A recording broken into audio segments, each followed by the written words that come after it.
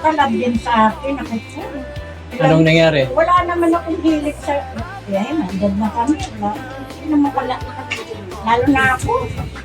Hindi naman, asawa ko naman mabait kasi hindi rin naman. Bago na nagkaroon. Ganito para akong up. Ikaw na ngayon ang naghahanap. Ayaw na ganyan. Ikaw nagamon? Ano ba yun, Noy? Ayaw na. Anak, Sa anong product? Anong product yun?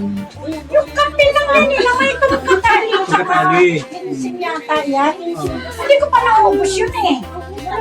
Sabi ko, bakit para hot? Hanggang sa pagtulog. Soap number 5 ba? Soap number 5. Pero ayoko sana i-share yan eh. Ayoko sana i-share. Yun nga yung nang syrup sa baga. Ngayon, siyempre, sa ganda talaga ng Produkto. naisishare ko tuloy yung tungkatali. Yeah. Pero alam ko talaga yung tungkatali, alam ko na yan. Ma-L talaga yan. Hindi naman ako nagkangag niyan.